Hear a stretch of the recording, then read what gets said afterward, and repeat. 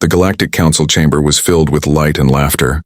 1,000 alien voices echoing through a hall so large it could fit an entire city inside.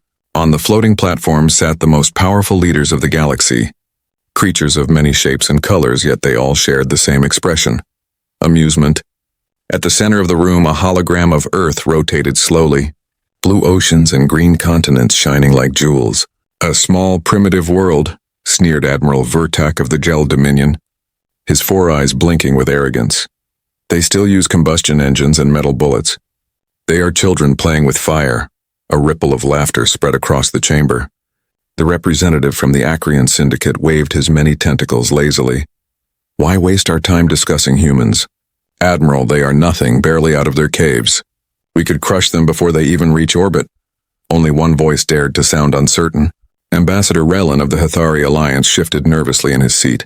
"Still, the human transmissions we intercepted mentioned something called nuclear weapons," he said softly. "If they can harness atomic energy, perhaps we should observe them more carefully." The Admiral laughed so hard his armor rattled. "Observe them, Ambassador. I plan to conquer them.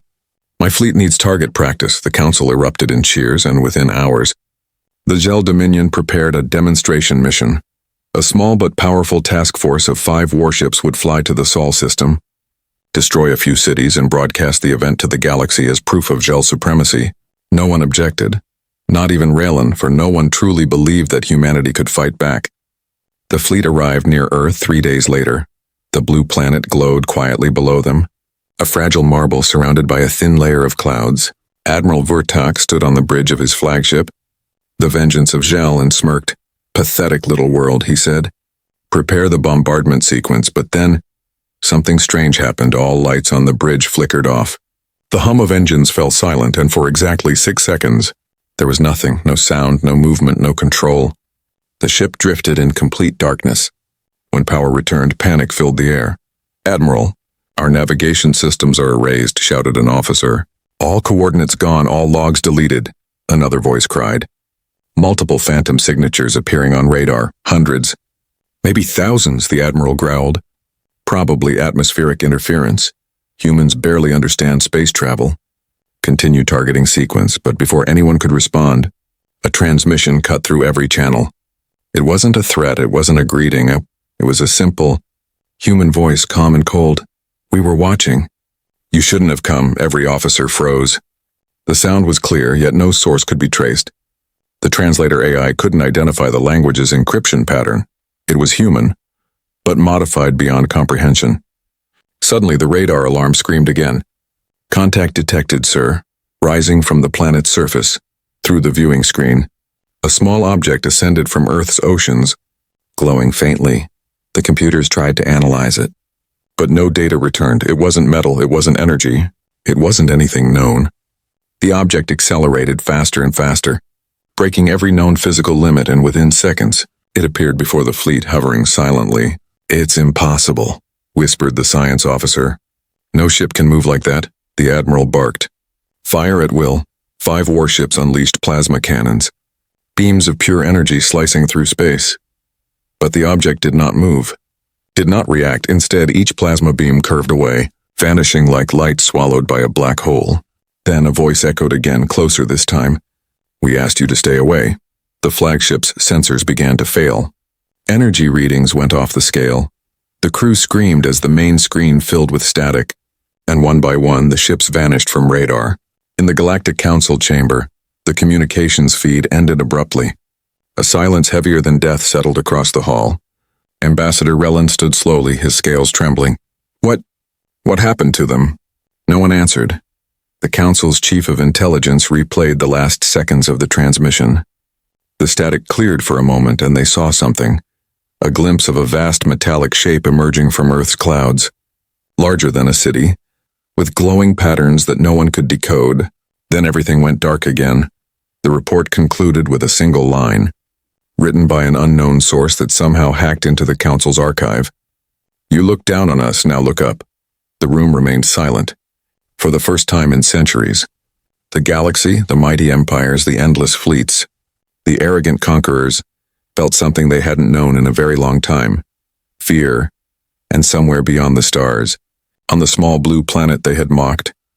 The oceans rippled again, as something enormous stirred beneath the waves. The news of the missing Zell fleet spread like wildfire across the galaxy. Every empire, every council, every trading outpost whispered the same question. What happened near Earth? The mighty Zell Dominion, once known for its cruelty and power, refused to accept defeat, but deep inside their command halls fear began to grow. The Galactic Council called for an emergency meeting. The great hall that once echoed with laughter now felt heavy and cold. No debris, no distress signals. Not even a data core recovered, said the chief investigator, his voice shaking. 5 warships simply vanished. Ambassador Raylan spoke again, his tone quiet but sharp. I told you, humans are not as simple as they look. Something ancient sleeps on that planet, something we don't understand. The Zell commander slammed his fist on the table. Nonsense, it was a trap, some kind of cloaked weapon.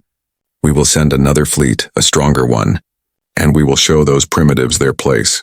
The council hesitated, but no one wanted to appear weak. After hours of debate, they agreed. A second task force would be sent, this time from multiple species, combining stealth technology and numbers. A force of 12 ships prepared to leave, armed with the galaxy's most advanced scanning systems. Their mission was clear: find out what happened to the first fleet, and if Earth was hiding a secret weapon, destroy it. The second task force approached the Sol system with stealth fields active, their ships invisible to all known sensors. They moved like shadows, confident that no primitive human radar could detect them.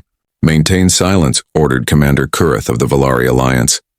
No signals, no broadcasts, no light emissions. For several hours, everything seemed calm. The blue planet below rotated peacefully, its lights twinkling like stars. No weapons, no defense grids, no visible threat. Then, one of the ships disappeared. At first, they thought it was a navigation glitch. Recalibrate the scanners, Kurith ordered. Maybe a sensor malfunction. But when they checked the formation, one ship, the Ecliptor, was gone. No distress beacon, no explosion. Only empty space. Seconds later, another ship vanished.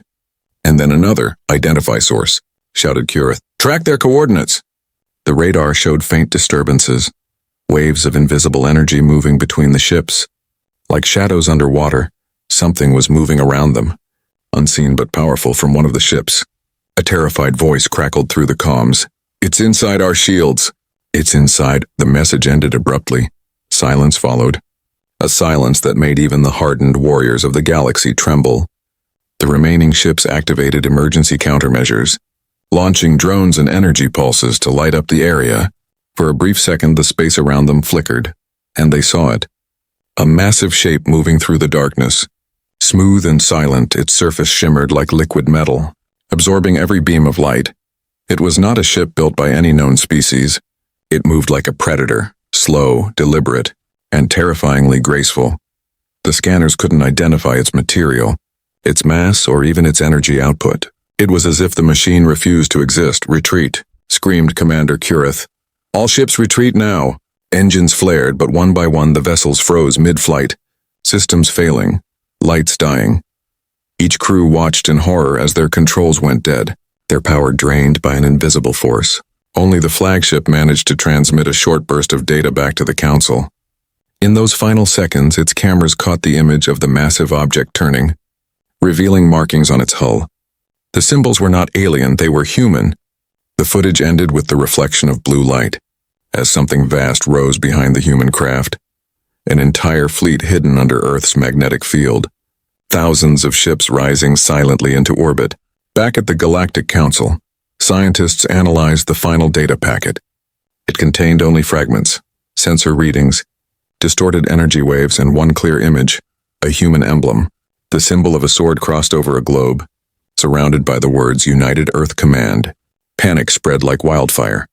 The Council called for immediate military readiness, but no one dared to move closer to Earth.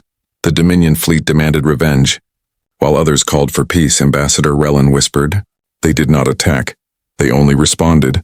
Something is protecting them, something beyond our understanding. But the admiral from the Zell Dominion roared. Then we will bring an entire armada. If their planet wants war, we will give them war.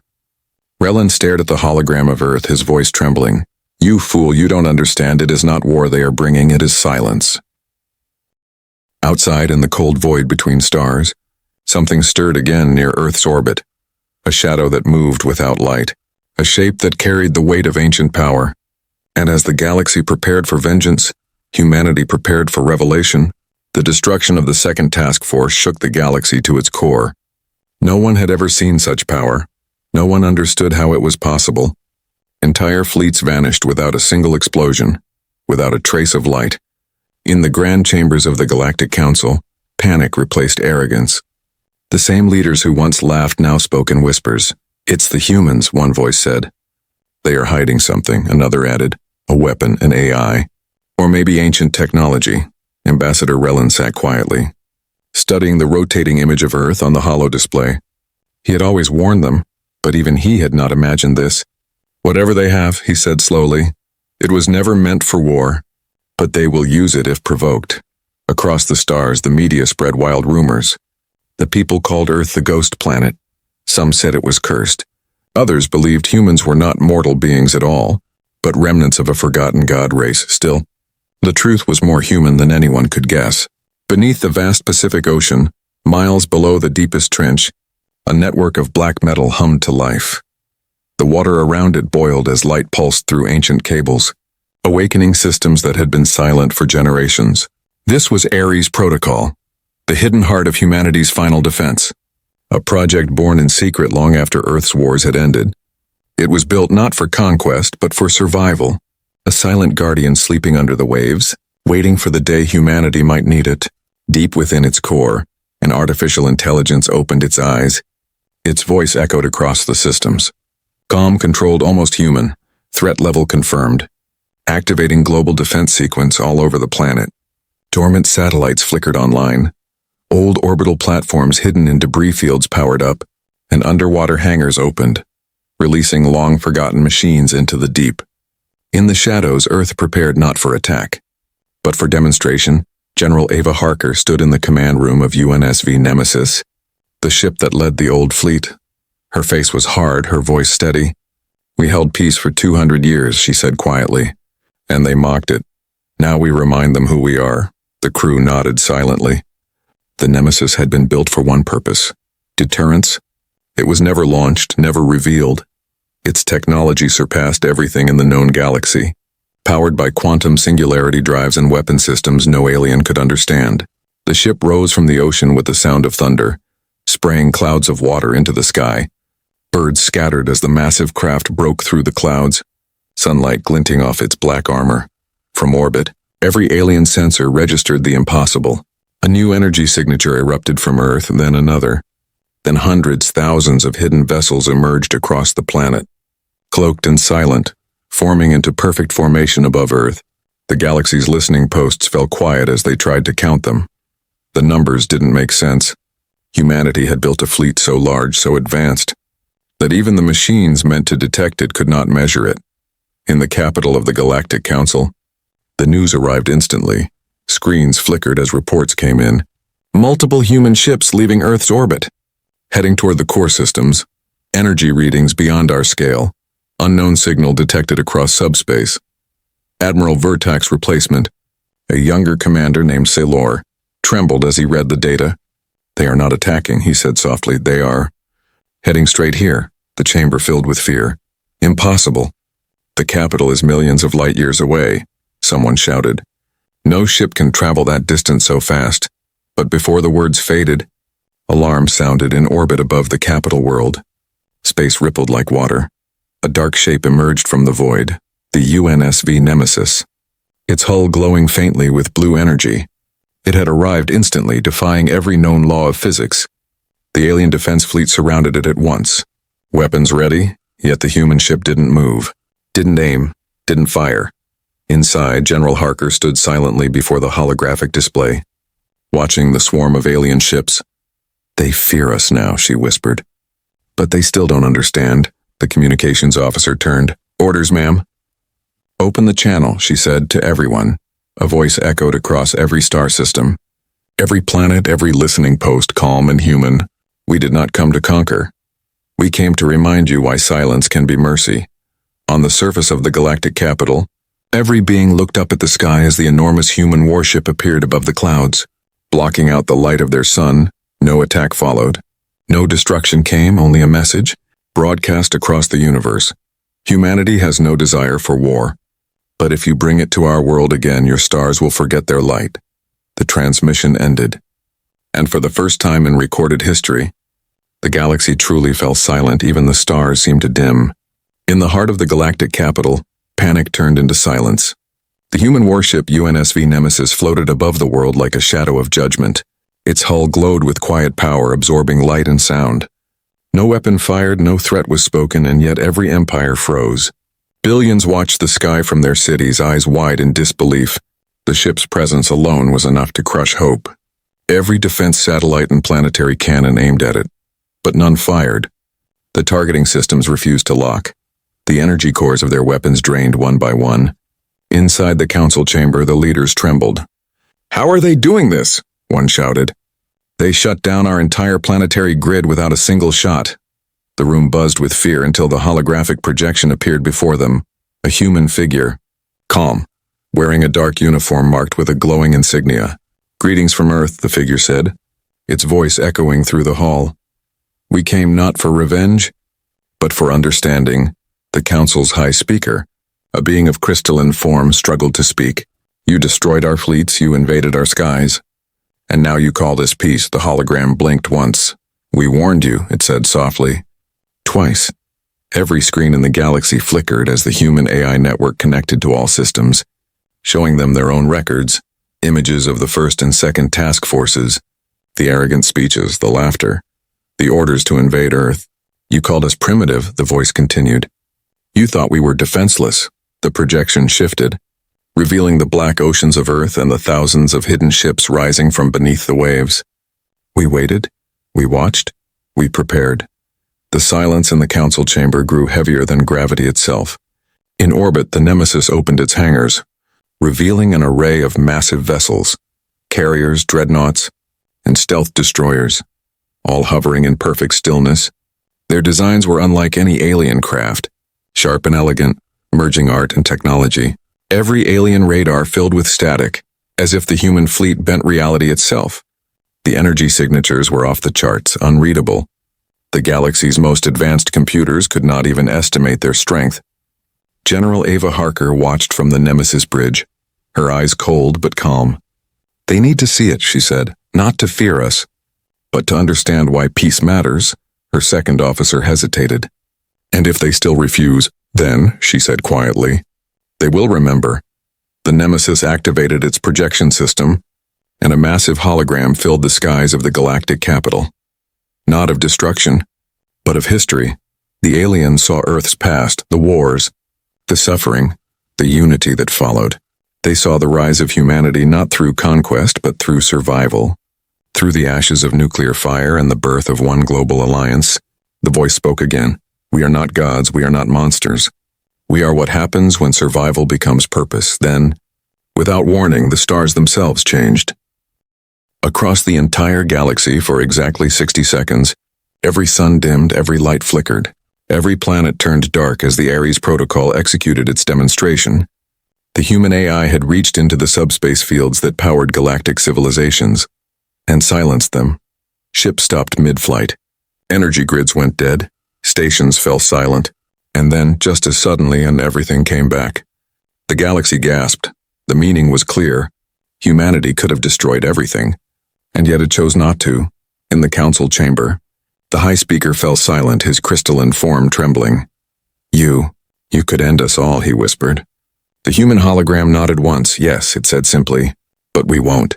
The room remained frozen. The only sound was the distant hum of the Nemesis orbiting above. "Your fleets may number in millions," the voice continued. "But war is not power, understanding is.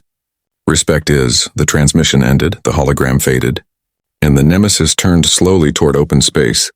As the ship vanished in a flash of blue light, the Galactic Council finally spoke. "What do we do now?" someone asked. Ambassador Relin answered quietly. "We listen." Word spread across the stars.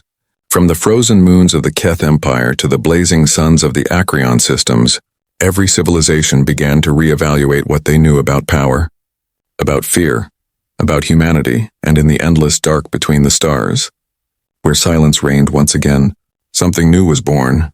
Not hatred, not terror, but respect. The galaxy had seen the edge of annihilation, and it had a human face. Days passed after the nemesis vanished into the void, but the silence it left behind echoed through every corner of the galaxy. The Council's great cities, once loud with politics and pride, now spoke in whispers. Every empire had seen humanity's shadow, and none dared to test it again. Ambassador Relin stood at the balcony of the Council Tower, staring into the sky. He could still feel the memory of that vast ship hanging above the world.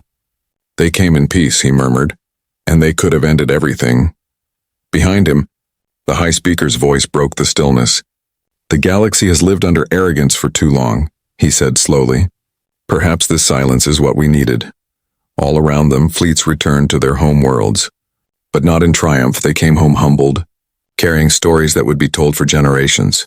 Stories of the day when humans revealed themselves, not as conquerors, but as a force that redefined power itself. Far across the stars, in orbit above Earth, the nemesis floated in the calm of blue light. The oceans below shimmered, dotted with the silhouettes of thousands of ships now standing down. Their mission complete, their presence a message. Inside the command bridge, General Ava Harker watched the final transmission from the Galactic Council. The Council requests a diplomatic envoy, the message read. They wish to discuss peace and coexistence, Ava smiled faintly. So it begins, she said. Her officer looked at her. Puzzled. Begins, ma'am? Yes, she replied softly. The new order. Humanity had no desire to rule the stars. But they knew the truth. Peace built on fear would not last. So they chose a different way, not by demanding obedience, but by establishing respect. Weeks later, a council fleet approached Earth not with weapons, but with open channels and lowered shields on the surface. Vast landing platforms welcomed their visitors.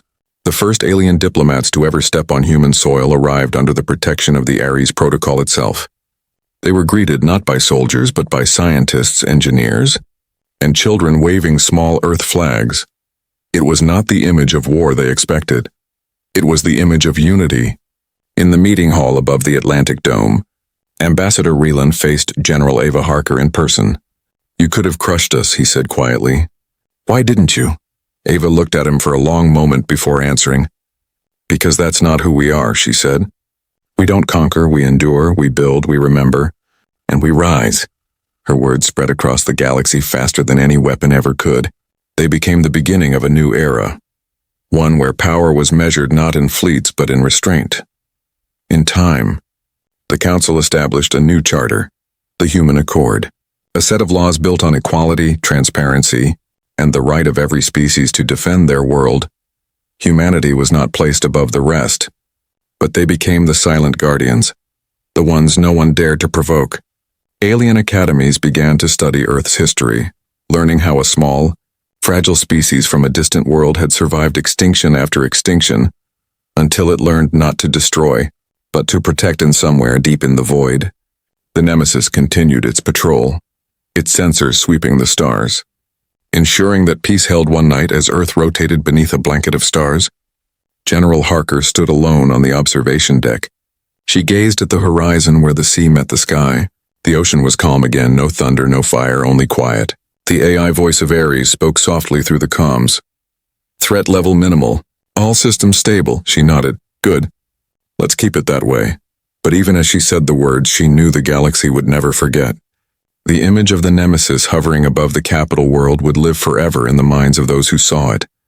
To some it was a warning, to others a promise. For the first time in galactic history, the stars shared one truth. Humanity was not to be feared for its weapons, but for its will. The galaxy had witnessed power beyond imagination, wrapped not in destruction, but in mercy, and from that mercy peace was born. As the sun rose over the blue curve of Earth, the words once broadcast across the stars returned as legend, whispered by every race from the coldest moon to the brightest nebula. Humanity has no desire for war, but if you bring it again, your stars will forget their light. And in that quiet dawn, as the Nemesis turned toward the unknown reaches of space, the galaxy bowed, not in defeat but in respect. Humanity had spoken once, and the universe had listened.